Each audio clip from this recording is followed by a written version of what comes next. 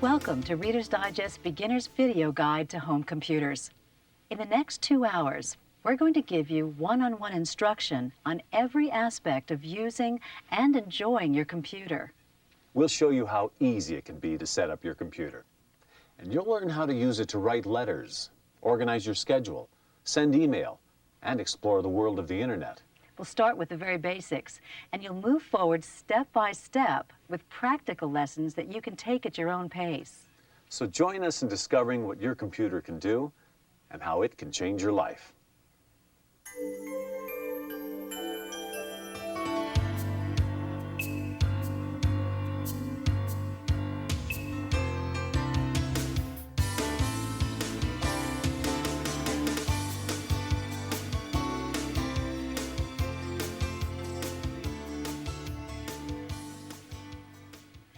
Computers have changed our world and the way we live, but for many people, the computer is still an intimidating mystery. This video is intended to take the mystery out of your computer. We're going to give you a one-on-one class in computer use, starting from the very beginning. We'll show you everything you need to know, from setting up the computer to using the internet to make vacation plans. Each lesson will build on the one before. You can learn at your own pace and move on whenever you're ready. Throughout the show, we'll hear common questions about computers from people just like you. We'll answer those questions, and you'll get more information from the viewer's guide that accompanies this video. Whether you've used a computer a little or whether you've never even touched one, we'll make sure that you'll understand the basics in simple, straightforward language. In our first hour, we'll introduce you to the computer and its abilities, and then get you using email. In this section, we will cover setting up your computer, the desktop, navigating the desktop, using the mouse, using the keyboard, typing, printing, and shutting down. After that, we'll move on to the basics of email. So, if you're ready, let's get started.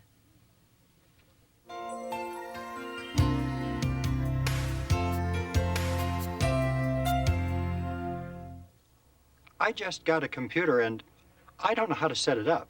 Can you help me? Well, setting up a computer for the first time can be a little daunting. But let's take a look at what the components of the computer are and how they should be hooked up.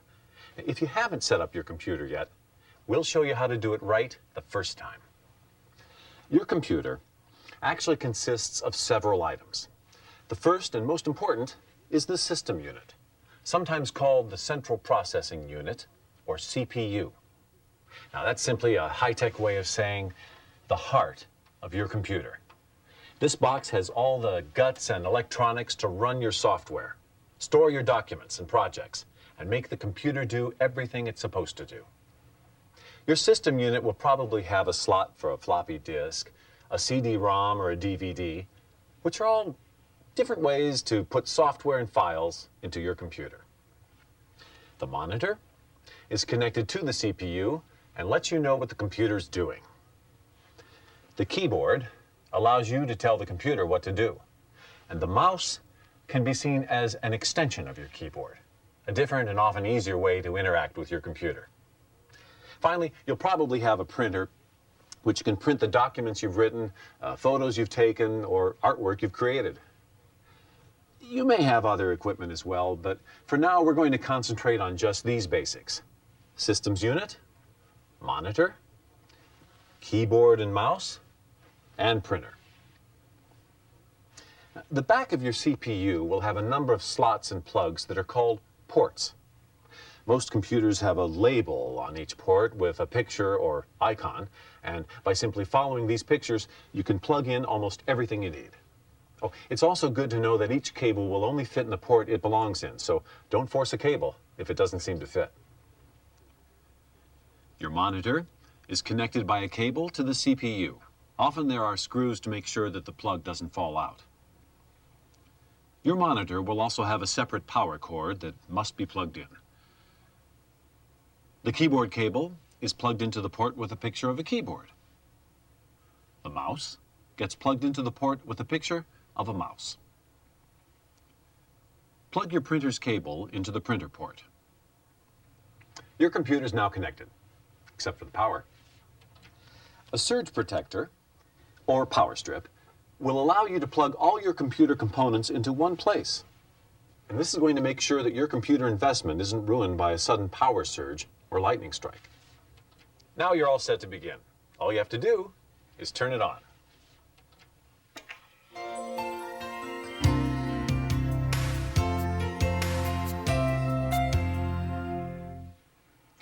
Once your computer is started, the first thing you will see is the desktop. This is the metaphor used by Microsoft Windows to help you navigate around your computer. The Windows desktop has been designed to make the screen resemble the top of your desk, with file folders, documents, calculators, and other items laid out across it, just like a normal desktop. The desktop metaphor is meant to make computer use simple and intuitive. If you're not sure what you should be doing with something on screen, just imagine what you would do if you were working on a real desktop. Chances are, whatever you do on a normal desktop will work equally well with a desktop inside your computer. The important thing to remember is this: don't be afraid to experiment. Every computer can instantly undo almost any mistake.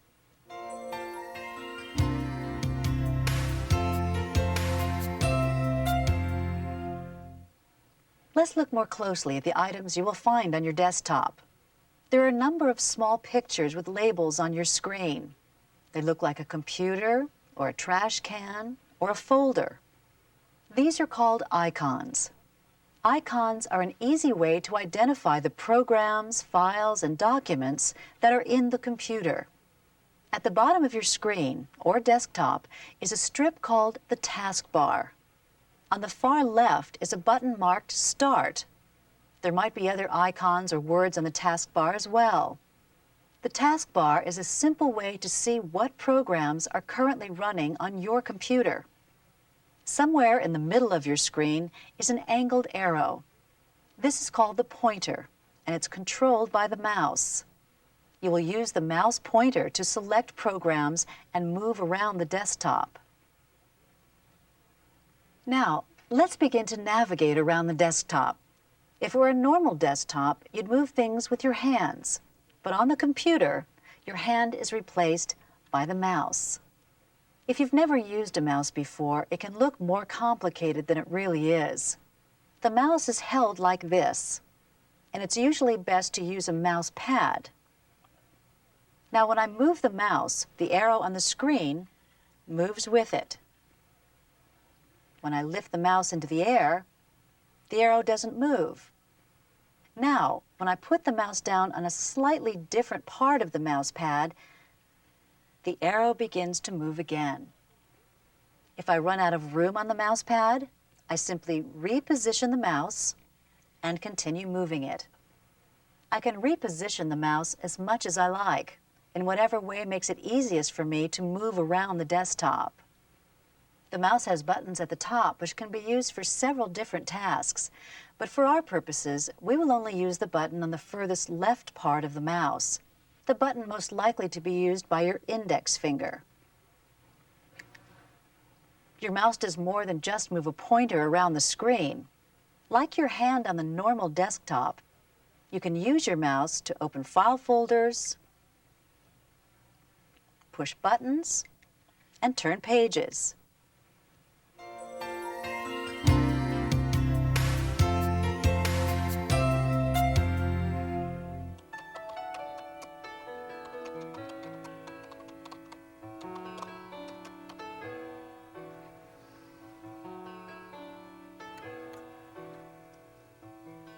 I'm going to show you a little about what the mouse can do and how you can use it. The most important tasks the mouse performs are pointing, clicking, double-clicking, and dragging. Let's start out by simply using your mouse to point to an object. I'm going to move the mouse so that the pointer is over the icon marked Recycling Bin. Now, I'm going to point the arrow at the Start button. Soon the speed and the feel of the mouse and your ability to move the pointer will become second nature. Now, let's look at the second part of this maneuver, clicking. I'm going to move the mouse so that the arrow is over the icon marked Recycling Bin. Now, I push down and let go of the mouse button using my index finger. The icon has changed color. I've selected this icon simply by clicking on it. Now, when I move the mouse pointer away from the icon, this remains highlighted or selected. Now, I'll click again on another part of the desktop that is pushed down, then let up on the mouse button.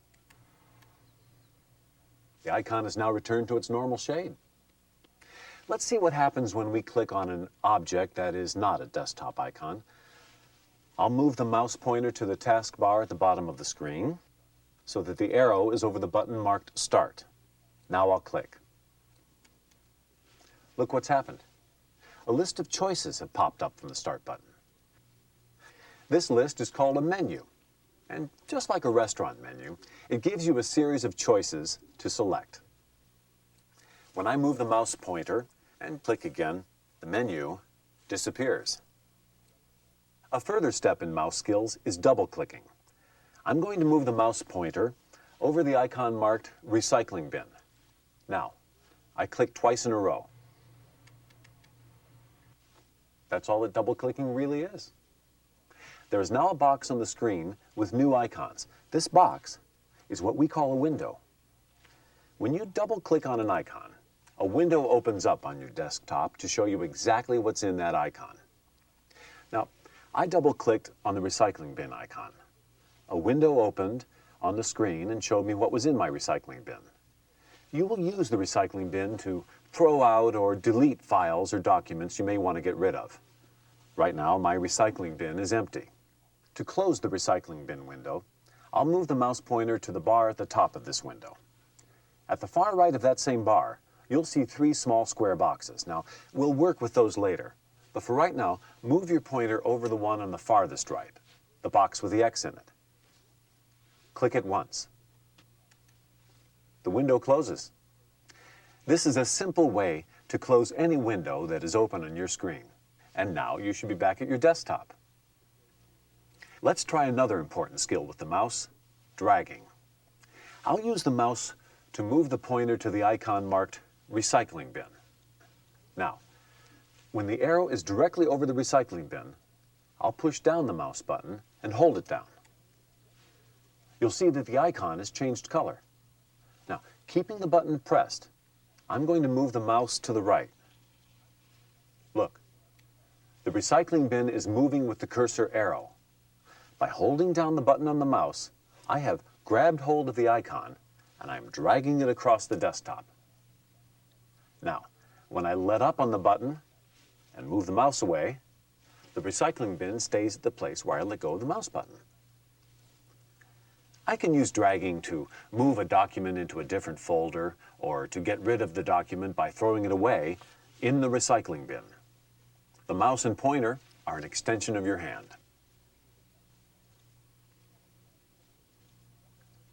By using clicking, double-clicking, and dragging, you can do almost anything on the computer desktop that you would do on a real wooden desktop.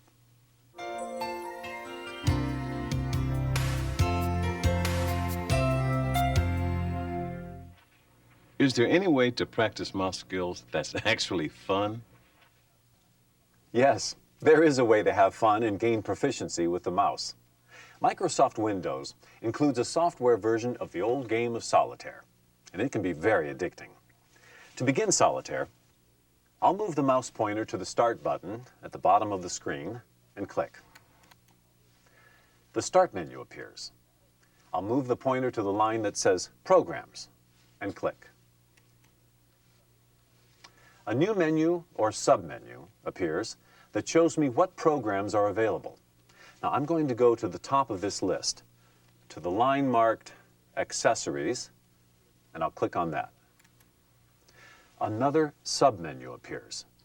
I'll move down that submenu to the item called Games. This new menu shows you several games that are built into your computer. I'm going to move my pointer to the one marked Solitaire and click. Now I've got a green felt playing surface and a deck of cards in front of me and the makings of a game of solitaire. You can click on the deck to deal more cards, drag cards to a different pile, and get used to the feel of the mouse as another hand. Playing solitaire is not only fun, it gets you familiar and comfortable with the mouse and its functions. To close the solitaire game, move to the title bar at the top of the screen. On the left is the name of the program. On the far right is the close button, marked with an X. Click on the close button. We're back at our desktop, and you've had a chance to practice your skills with the mouse.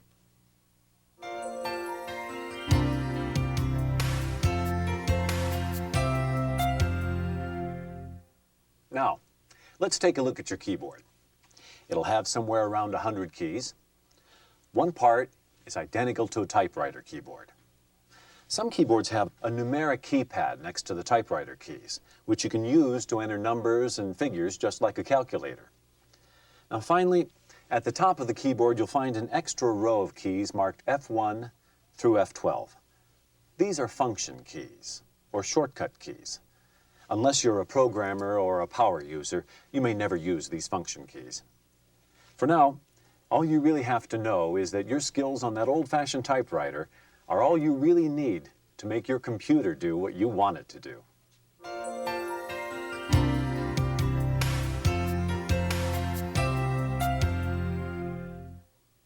Now, I'm going to use basic keyboard skills with a word processing program. I'll move the mouse pointer to the Start button at the bottom left of the screen. I'll click once. The menu appears. Now, I'm going to move the pointer up the menu. As I move the pointer past the list, each item gets highlighted. Now, I'm going to move the mouse pointer to the menu called Programs, and click. A menu opens up. This menu lists all the programs on your computer. Word processing, spreadsheets, databases, art and photo programs, and many others. But we're looking for a word processing program. Microsoft Works is one of the most common and may be on your computer already. You might also find Microsoft Word, or you can use the word processor in the accessories menu called WordPad. But for right now, we're going to use Works. Now, I'll move the mouse pointer down the submenu until Works is highlighted. Now I'll click. Another menu opens up. You see, Works has a database, a spreadsheet program, and a word processor, which are the three most common programs, all combined into one. I'm going to click on the word processor. Within a few moments, I'm looking at a screen like this. This is the Works word processor. At the top, there's a title bar, the bar that tells me the name of the program. Now, on the right of that bar are three boxes. We've already seen that the box with the X will close the program. Now, if I click on the box in the middle, the window will now fill the entire screen.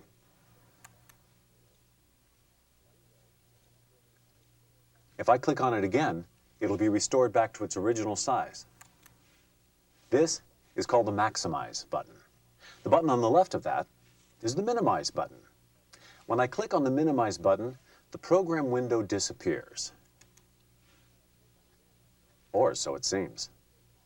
But at the bottom of the screen, on the taskbar, there's a new button.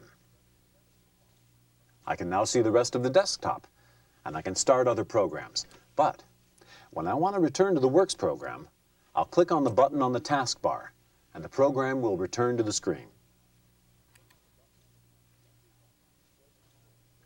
These three buttons, Minimize, Maximize, and Close, are on the top right of every program, and will always work the same way no matter what software you're using.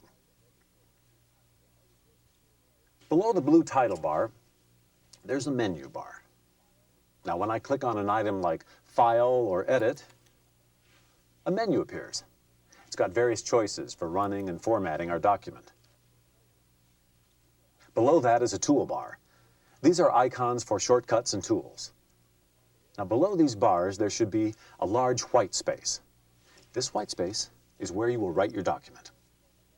Now, the mouse pointer itself has also changed in the word processor. When you move it over the white space, it changes to an I shape. You can use the pointer in your document to insert words into the middle of a sentence or insert letters into a misspelled word. At the top left of the white space, there's a black bar. This is called the cursor. The cursor shows you where the next letter is going to go. Imagine that white space as simply a piece of paper rolled into your typewriter, and the cursor is simply the point where you are typing. Whatever you type appears on the white space exactly as you typed it. Let's try a simple to-do list. To-do list. Go shopping.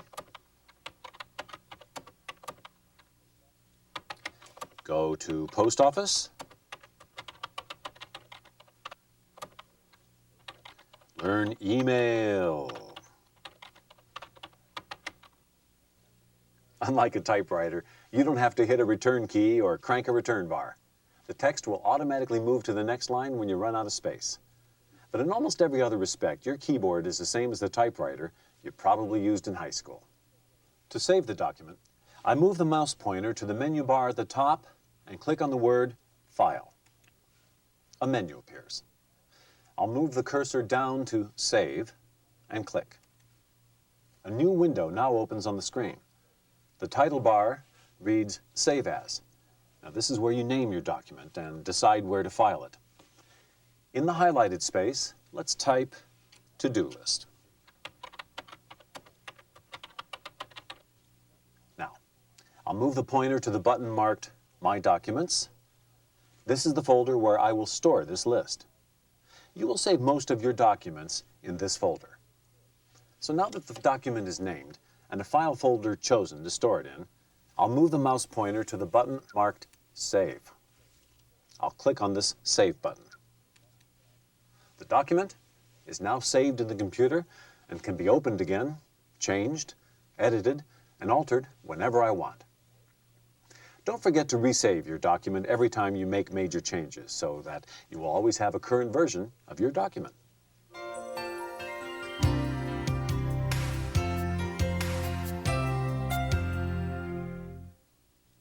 Now that you've tried out your keyboard skills, let's print the to-do list. On the top of the screen, below the title bar and the menu bar, is the toolbar. This is a bar with a series of icons. If I leave the pointer on the icon for a moment, a small window or balloon opens up that describes the icon's function. I'm going to move my pointer to the icon that looks like a printer and click. That's all it takes. Within moments, your to-do list will arrive out of your printer.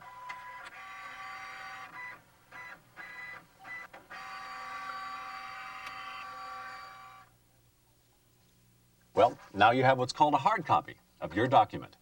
This distinguishes it from the electronic copy that's inside your computer. Now that you've finished writing and printing your document, let's close down your word processing program. There are a number of ways to do that, but the simplest way is the way we've already shown you. I move the pointer to the three boxes at the top right of the screen and click on the box marked X. I'm now back at the desktop. We'll learn more about word processing later in this video, but if you've been following along with this tape, you should applaud yourself for mastering your first task on your computer. The rest is going to be just as easy. Now, we're going to shut down the computer and review what we've learned.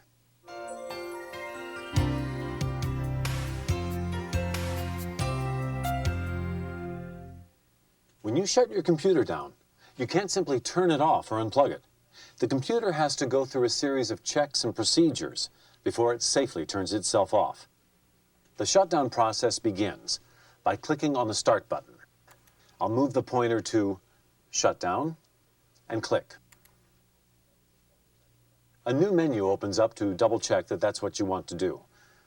Well, we are going to shut down now, so if the circle next to Shut Down is not already filled in, move your pointer to the circle and click.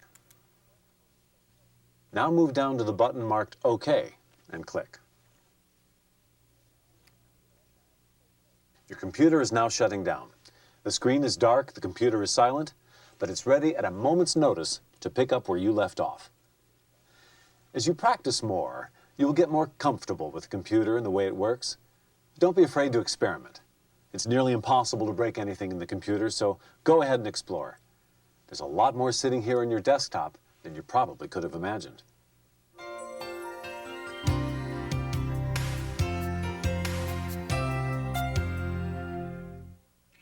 In this portion of the video, we have covered a lot. Let's review some of the more important items. The desktop is meant to be as much like a real desktop as possible, and it will have access to computer folders where you can store your documents and projects. The programs and documents are represented by small pictures called icons. At the bottom of your desktop is a taskbar. To navigate around the desktop, you use a mouse. By rolling the mouse, you will be moving the arrow or mouse pointer on the computer screen. The keyboard is essentially the same as any typewriter keyboard. You can begin a program by moving the mouse pointer to the button marked Start on the taskbar. When you click, a menu appears. When you move the mouse pointer to a menu choice and click again, you have selected that program. Clicking selects a program, double-clicking activates a program.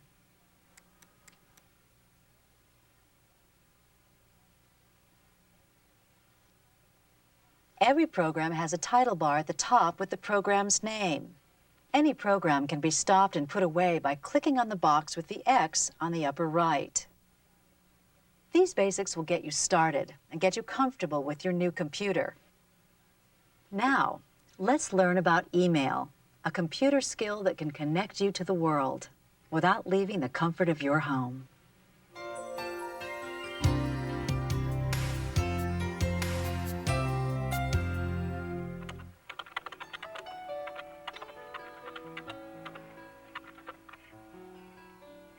You've probably heard of email, but you may not know how quick, simple, and easy email can be. With just a click of your mouse, you can communicate with anyone around the world. Email is instantaneous, and it costs less than a phone call or even a stamp. We're going to spend the next part of this video showing you everything you need to know to email your family and friends and send everything from a short note to a family photograph.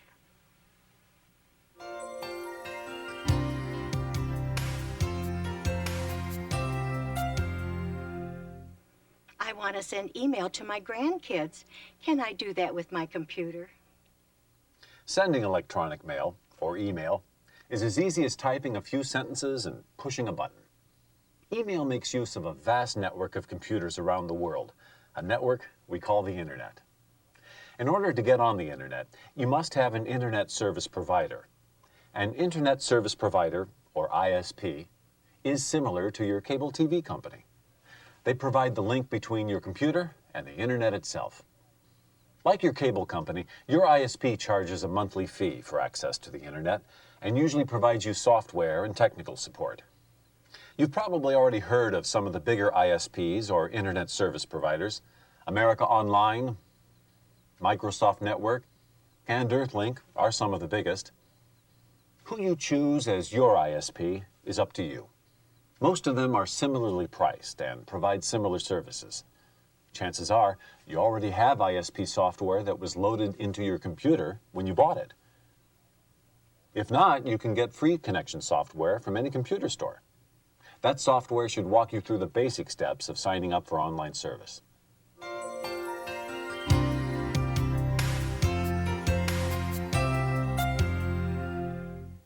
This computer comes bundled with software for America Online, Microsoft Network, and CompuServe. I'm going to demonstrate how I can sign up with one of these services. Though you may sign up for a different service, the process will most likely be very similar. Begin by adding another important piece of equipment to your computer, a phone line. Plug the phone line from the wall into the phone jack in the back of your computer. Now, this will look like a regular phone jack and will probably be marked with an icon.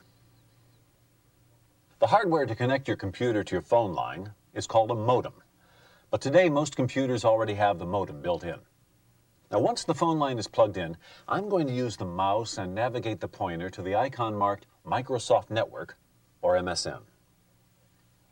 Now, I'll double-click on this icon. After a moment, I'll hear the phone's dial tone, then the sound of the two computers connecting. A new window has appeared on the screen, and I'm now officially on the internet. My computer has linked up with another computer over miles of phone line. A new window will ask me a number of questions and walk me through the entire process of signing up for this service. When you sign up with an internet service provider, you'll be asked to create a username. Now, a username is simply the name by which you'll be known in the computer. A username must be over 6 letters and must have no breaks. This name will also be your email address, so it's often best to make your username as close to your full name as possible. It'll be easier that way for your friends to remember your email address if it's something like johndoe@msn.com rather than some nickname. You may need a couple of choices for a username, since there may be others on the ISP system with that same name. You will also be asked to create a password. This password allows you, and only you, to send and receive emails at this address. It prevents other people from reading your mail and from using your internet account. So choose a password that's easy for you to remember, but difficult for someone else to figure out. Once you've chosen a username and provided the other information called for, the ISP will set up a mailbox that you can access from anywhere in the world. And soon you'll be able to instantly send and receive mail from your friends and family.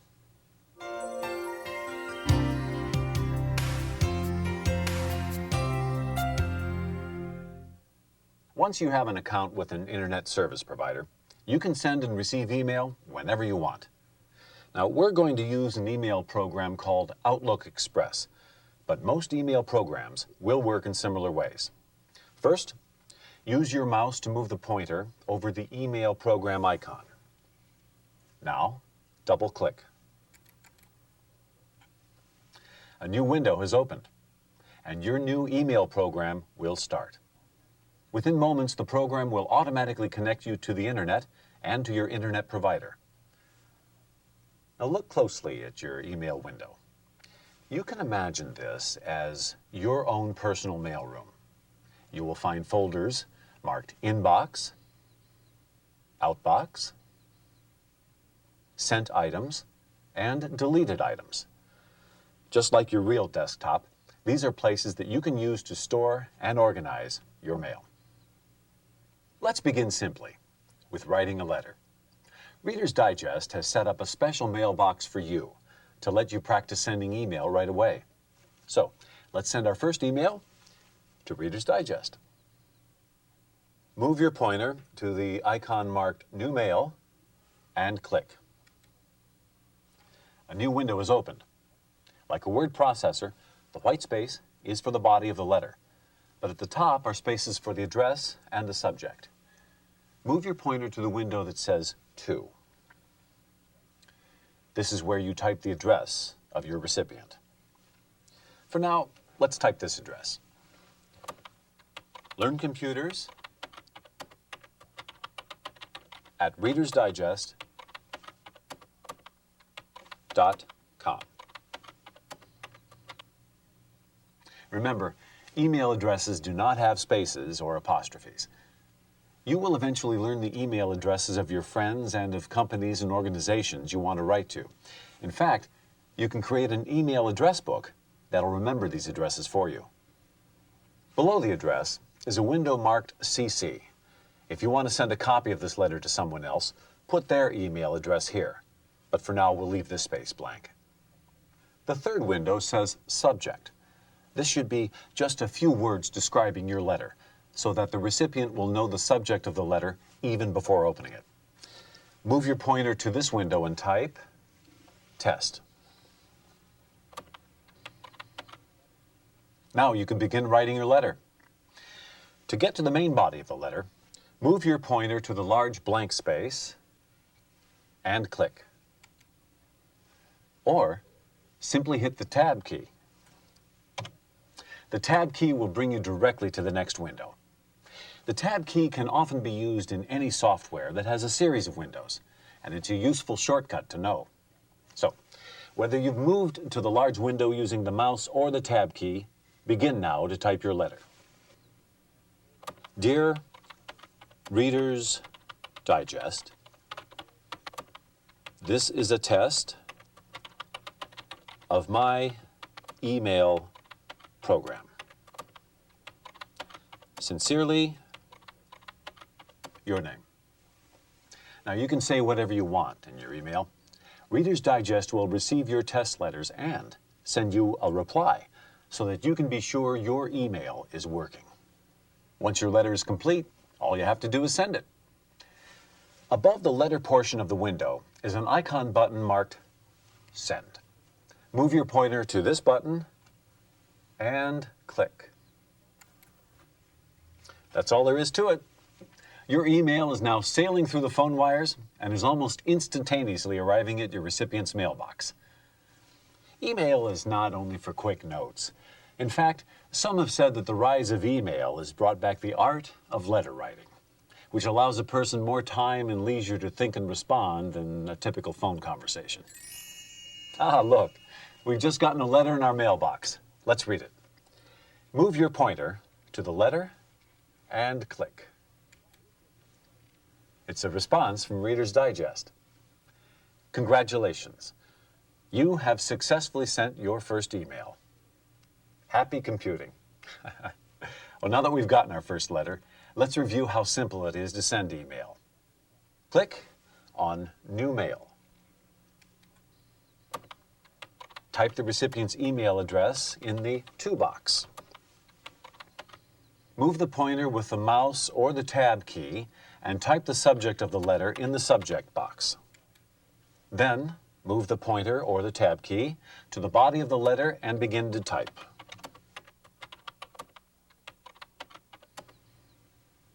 When you finish your letter, move the mouse pointer to the icon marked Send and click. Your letter is now sent. Well, we're finished now, so let's close down the email program. Click on the Close button on the right of the title bar. Depending on your email program, another window may open asking if you want to hang up from the phone line and the internet. If so, click OK. Now you're back at your desktop. The internet is truly miraculous. Email can link you to relatives, loved ones, old friends and new friends with just the click of a mouse.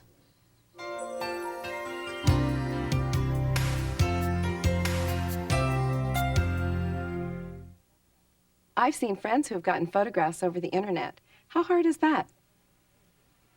One of the most amazing and fun things about email is that you can send images instantaneously. You can show people what the new baby looks like, or have a friend send you a photo of their new home. There are a number of ways to get a photograph from your camera and into your computer. Digital cameras can do it simply with a wire connected to the computer. You can take a developed photo and put it in a scanner, which will digitize the image.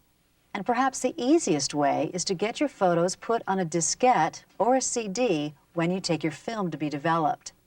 Most photo shops will put your film on a disc and give it back to you along with your pictures. All you have to do is ask. We're going to assume that you've done this and that you have your photos on a CD like this or a diskette like this. Place either the CD or diskette in the appropriate slot in your computer. Choose the picture you want to send. Now, let's open your email program and get online. Double-click on the email icon. Your computer will connect you to the internet. After the program is opened, click on New Mail, and the familiar email window opens. In the Send To space, write the email address you want to send the photograph to. I'm going to send it to Marcus.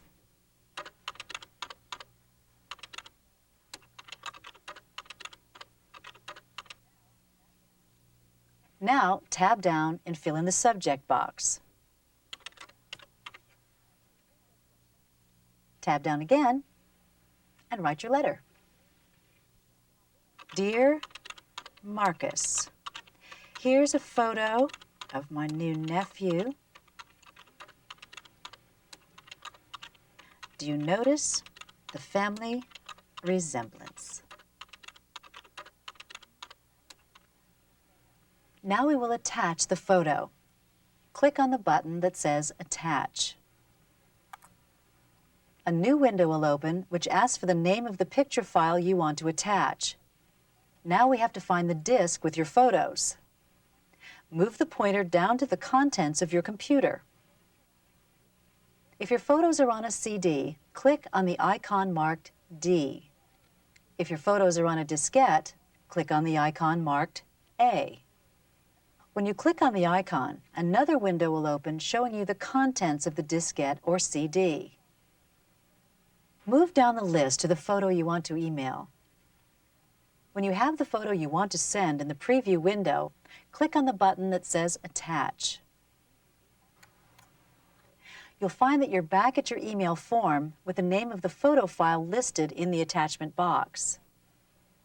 If you want to attach another photo, click on Attach again and go through the same procedure. Now you'll be back at your email form. Just as with a regular email, click on Send. The photo is attached to the email, and when it arrives at the recipient's mailbox, they'll be able to look at the photo just like any email.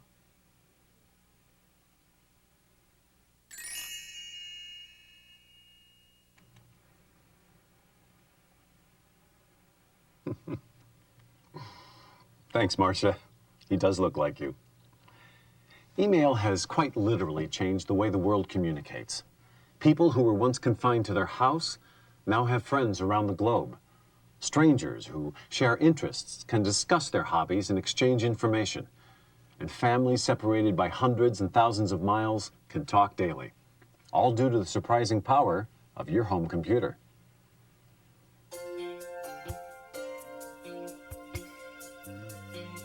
You've learned a lot about the computer in part 1 of this program. Now is a good time for a quick and easy review of computer terms.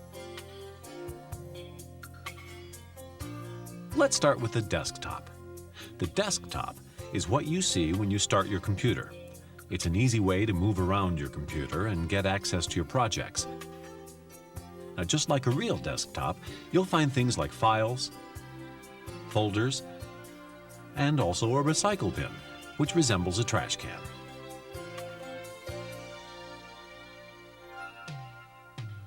Keyboard.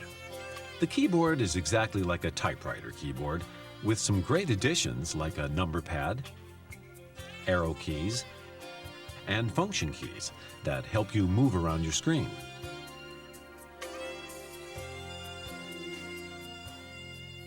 Icon. Icons are pictures that look like the task they perform. You store documents in an icon that looks like a folder. You get email through an icon that looks like a letter.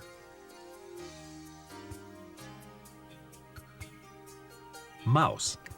The mouse lets you move around your screen or desktop. When you move the mouse, the arrow on the screen, or mouse pointer, moves with it. The button on the top of the mouse lets you click, double-click, and drag items on your screen.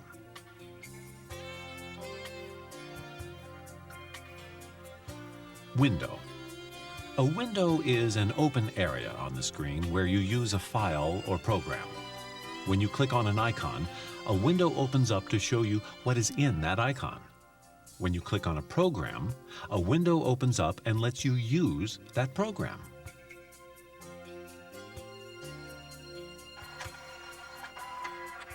Printer. The printer can print documents, signs, banners, and even photographs. To print a word processing document, move your mouse pointer to the toolbar at the top of the page and click on the icon that looks like a printer.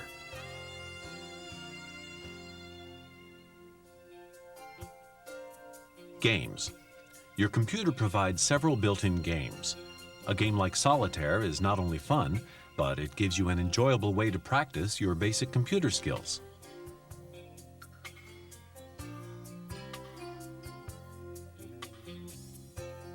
Start button. The Start button sits on the lower left of your screen. You click on the Start button to begin a program on your computer.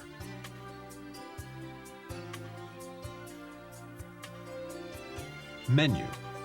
Menus let you choose programs, tasks, or tools. The Start button presents a menu of various choices. When you move up the menu and click on Programs, a submenu appears. You can move down this submenu to choose a program.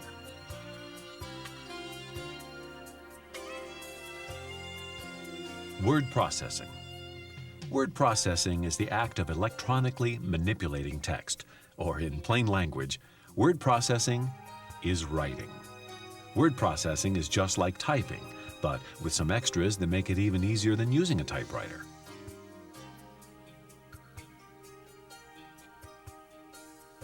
Title bar. At the top of every program, you'll find a title bar. This tells you the name of the program on the left.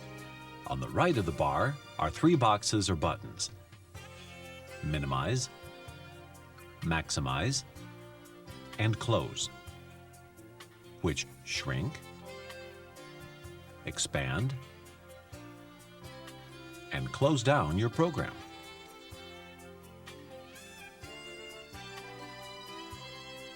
Menu bar.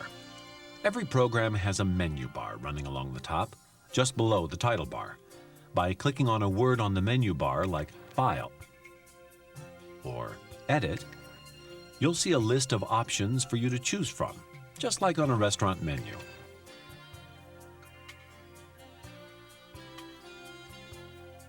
Toolbar. The toolbar is at the top of every window, right below the menu bar. By clicking on an icon on the toolbar, like a printer or a disk, you take a shortcut to the process of printing or saving.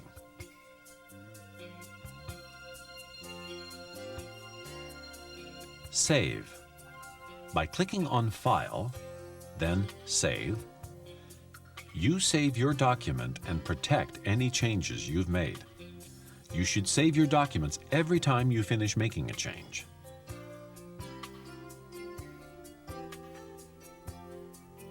Shutdown.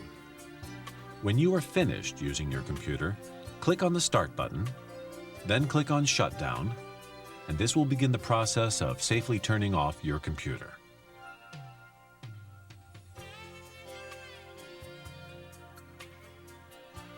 ISP. Your ISP, or Internet Service Provider, connects you to the Internet so that you can use email. Some popular ISPs are MSN, CompuServe, and AOL.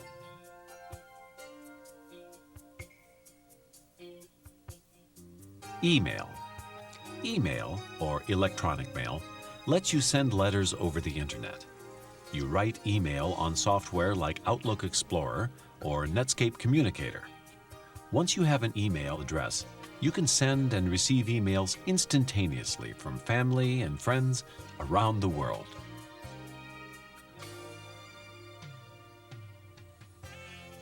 Attachments. You can send attachments with email, such as photographs. Once you have a photograph in digital form, you can attach it to your note by clicking on the Attach button at the top of your email window. When you send your letter, the picture will be sent with it. Computer terms are all part of learning about the computer. We hope this section has been of help to you. Feel free to return to it whenever you want. In the next tape, we'll take you one step further into the Internet, to the fountain of information called the World Wide Web. Email, the Internet, and the web can bring the entire world to your door or to your desktop. You'll also learn how to use your computer to organize your daily life and discover the amazing abilities of word processing. So when you're ready, join us in the next part of the Reader's Digest Beginner's Video Guide to Home Computers.